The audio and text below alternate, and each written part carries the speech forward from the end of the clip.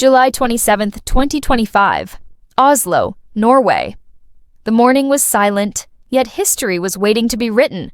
Inside a minimalist room lined with pine wood and glass, the Nobel Committee gathered, their voices calm but carrying the weight of the world. 5 names were read aloud that day. Leaders, activists, scholars, but when the final name echoed across the room, everything paused. Conversations froze, pens stopped, cameras blinked, and for a heartbeat, the air itself seemed to listen. The name was Ibrahim Traoré, the 36-year-old interim president of Burkina Faso, a small, landlocked country in West Africa that had long been ignored by headlines. But not anymore. He wasn't a graduate of elite universities, nor the polished face of diplomacy. His path had not been carved by privilege, but by hunger, dust, and war. Ibrahim Traoré had risen not through votes and promises, but through hardship and conviction. When the world expected a general to grab power, he picked up a shovel instead. He gave land back to farmers, opened schools where bureaucrats once hoarded funds, pardoned fighters, and replaced rifles with plows. His revolution was not televised. It was cultivated, grown like crops from the soil his people worked on, and now, the world's most prestigious Peace Prize, the Nobel, had whispered his name. For the first time in years, peace was not being defined in expensive hotel rooms or scripted summits. It was being redefined by a man in worn-out boots, standing beside his people. Peace is not a performance, Traoré often said. Peace is something you plant and water every day. The announcement began quietly. A press release here, a news ticker there. But soon, the tremors reached West Africa. Not in the halls of government, but in the streets of Ouagadougou. Crowds gathered under the sun, holding hands, praying and weeping. For them, this was not just a nomination, it was redemption. For decades, their country had been a footnote to war, colonization, and exploitation. Now, under the young soldier who became their voice, it was becoming a symbol of hope. Traoré's leadership had defied every assumption of what a military ruler could be. He rejected luxury cars, palatial offices, and endless foreign trips. Instead, he spent his days in villages, walking through farmlands, listening to farmers and mothers, gathering his cabinet not in marble halls, but around campfires.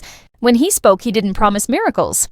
He spoke of work. Real, dirty, honest work.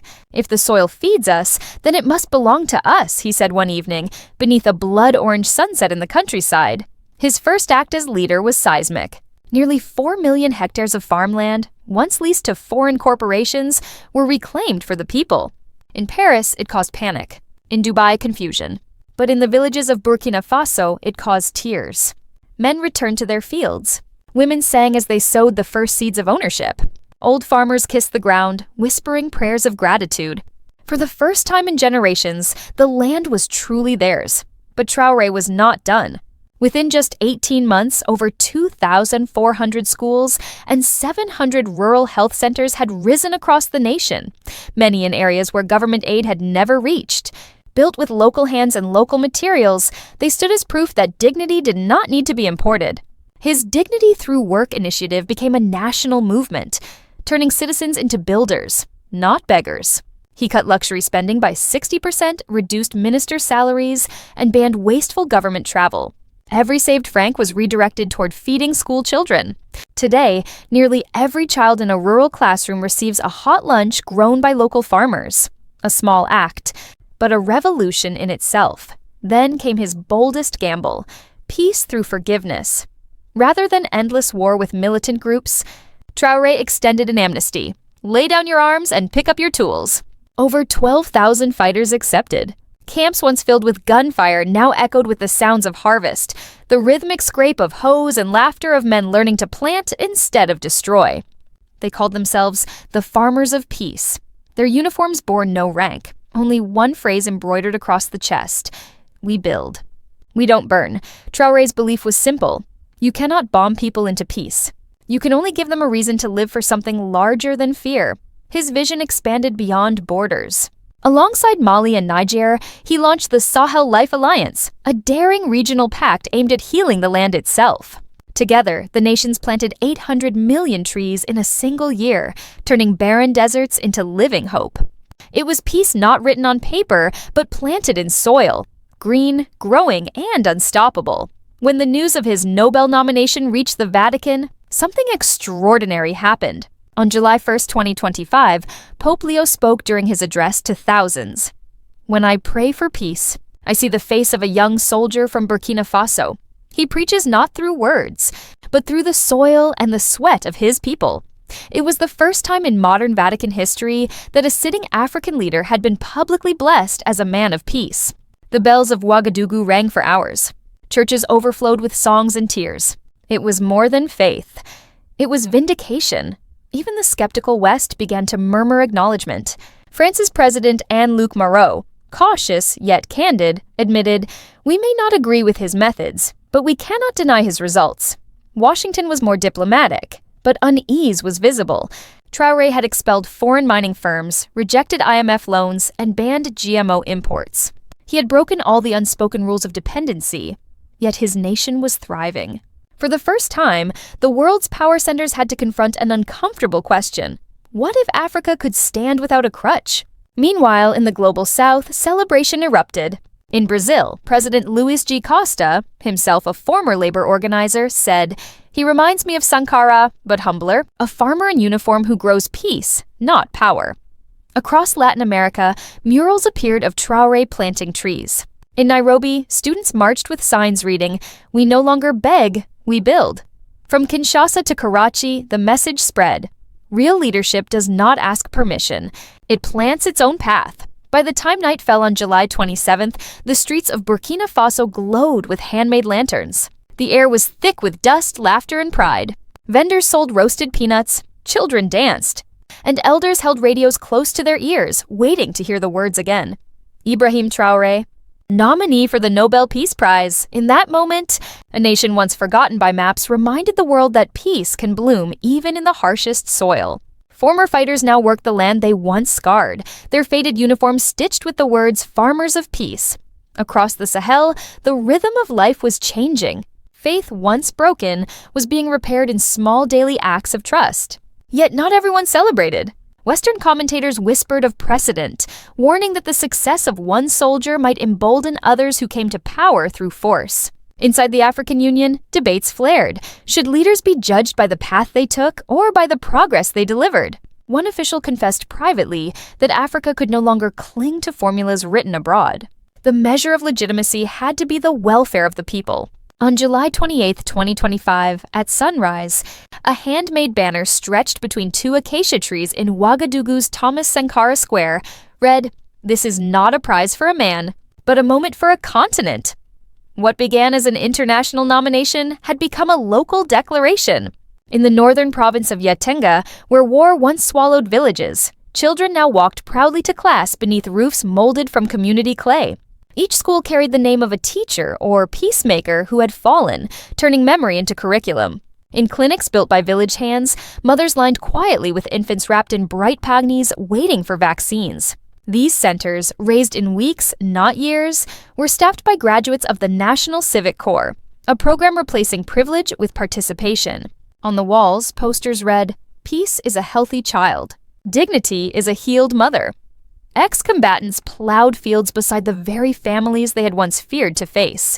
Their weapons melted, their scars unhidden. They wore overalls marked not with rank, but with purpose. Jean the replanter, Sita the teacher.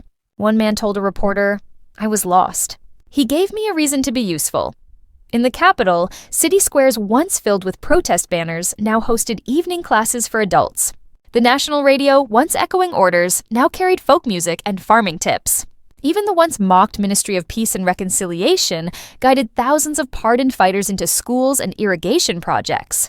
The government had shifted from command to collaboration, and civil society bloomed in the space left open.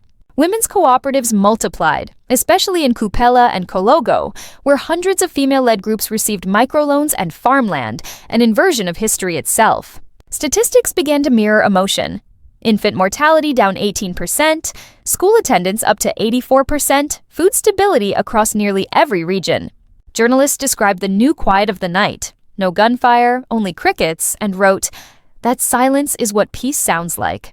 Neighboring nations took notice.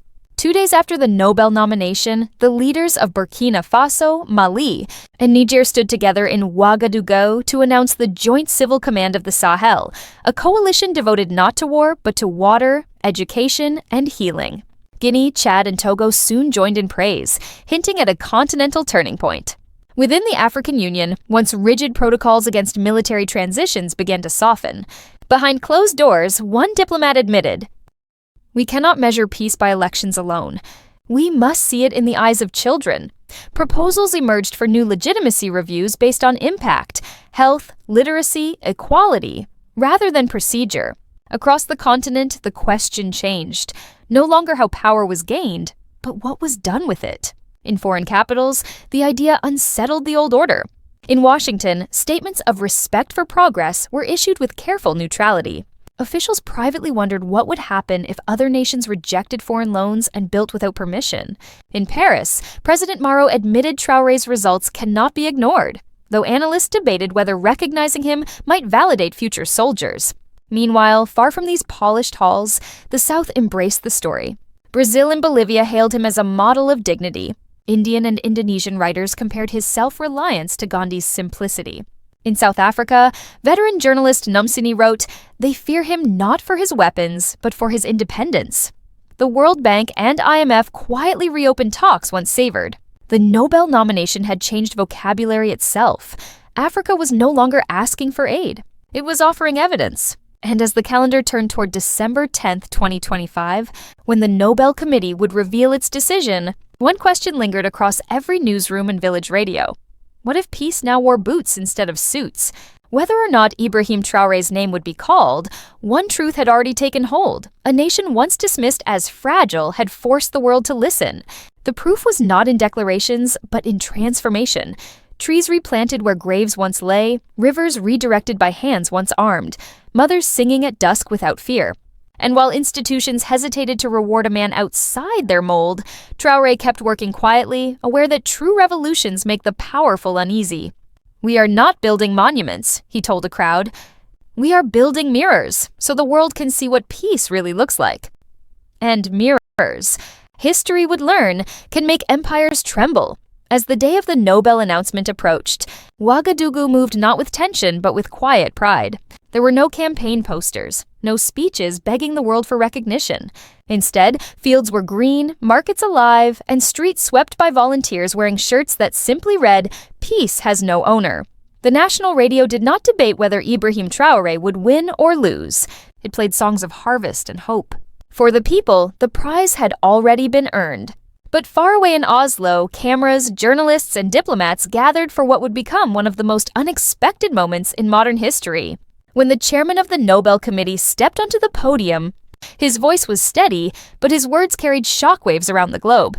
The Nobel Peace Prize for this year is awarded to President Ibrahim Traoré of Burkina Faso for transforming conflict into cooperation and proving that peace is built, not bought. In that instant, the hall erupted. Some in applause, some in disbelief. A soldier from one of the world's poorest nations, once denounced as a usurper, had just been named the face of peace.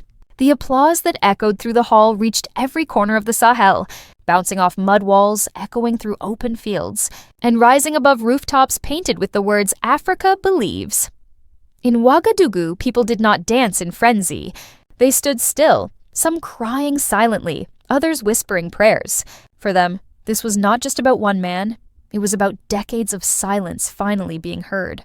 In the heart of the capital, a massive screen broadcasted the ceremony live. Children watched with wide eyes as Traoré's image appeared, wearing his simple brown uniform, no medals, no entourage, no rehearsed words. He walked to the podium slowly, the same calm that had once guided him through nights of uncertainty still in his eyes. When he spoke, his voice carried the rhythm of earth and rain. "I am not here because I am extraordinary. I am here because my people refuse to remain ordinary. Peace is not the absence of war. It is the presence of justice, and justice cannot be imported." The audience was silent. He paused, then continued. "They said Africa cannot build without permission. But the land does not ask before it grows. We only needed to believe in ourselves," cameras flashed. Journalists scribbled. Some smiled, others frowned. But in that moment, the story of Africa shifted. For the first time in decades, the continent's name in global headlines wasn't followed by the word crisis, but by the word creation. Outside, thousands of Burkina Faso students watched from university lawns, tears mixing with laughter. A girl raised her small flag and shouted, "Mama, we did it!" Mothers hugged their children. Farmers looked at their calloused hands as if realizing they had shaped history. In neighboring Mali and Niger, sirens wailed not in alarm, but in celebration. Even in distant capitals, from Havana to Harare, from Caracas to Kinshasa, people raised their glasses to a victory that belonged to everyone who had ever been told they were too small to dream. Meanwhile, Western commentators struggled to define it. Some called it symbolic, others political. Yet for the people who had lived under the weight of hunger and silence, it was neither. It was personal, because they understood something the rest of the world did not: that peace is not a ceremony, it is a seed. And in Burkina Faso, that seed had already taken root. As days passed, the global narrative began to evolve. Analysts started calling it the Sahel Doctrine, a model of governance born from necessity, shaped by resilience, and driven by dignity. Universities in South America and Asia began adding chapters on Traoré's reformation, studying how a country with almost no resources turned its greatest weakness, unity, into strength. Slowly, the idea spread. In villages of Chad, young men repurposed abandoned weapons into farming tools. In Niger, schools painted murals of Sankara and Traoré side by side under the phrase "two generations, one dream." In Congo, youth collectives launched programs called Peace by Practice, inspired by Burkina's transformation. What began as a local reform had become a continental rebirth. Meanwhile, in Europe and the US, debates intensified. Was the Nobel Prize meant for systems or for souls? Could the West still claim moral authority if peace could bloom without its aid?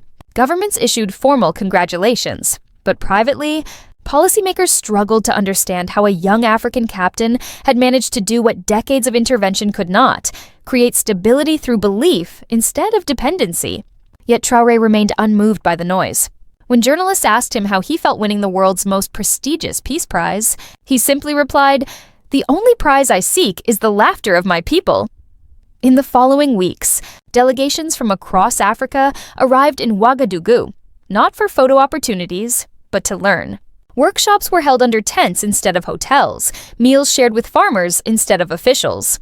There were no VIP passes, no motorcades, no rehearsed speeches. Leaders from Mali, Niger, Ghana, and Togo sat on woven mats, discussing how to replicate Burkina Faso's human capital revolution. For the first time, Africa was not being taught, it was teaching. That shift, subtle yet monumental, marked the beginning of what historians would later call the era of self-reliance. But for Traoré, it was simply life as it should be. Months later, as he stood once more at Independence Square, beneath the statue of Thomas Sankara, the evening sky burned orange, and the crowd that had gathered was larger than ever before. Farmers, children, teachers, and soldiers all stood together in silence. The air was thick with pride but free of arrogance. Traoré took the microphone and spoke one last time. If this generation fails, it will not be because of the enemy. It will be because we forgot who we are. So never forget, Africa is not a story of what we lost. It is a story of what we are becoming. The crowd erupted, not in chaos but in unity, chanting his name not as a ruler, but as a reflection of themselves. As the sun dipped below the horizon, a wind swept across the square, lifting dust and song into the air. Somewhere in that wind, between laughter and tears, between struggle and triumph, between yesterday and tomorrow, a continent began to breathe again. And in that breath, there was no conqueror, no colonizer, no savior, only a people who had finally learned that the greatest peace is not awarded, it is grown.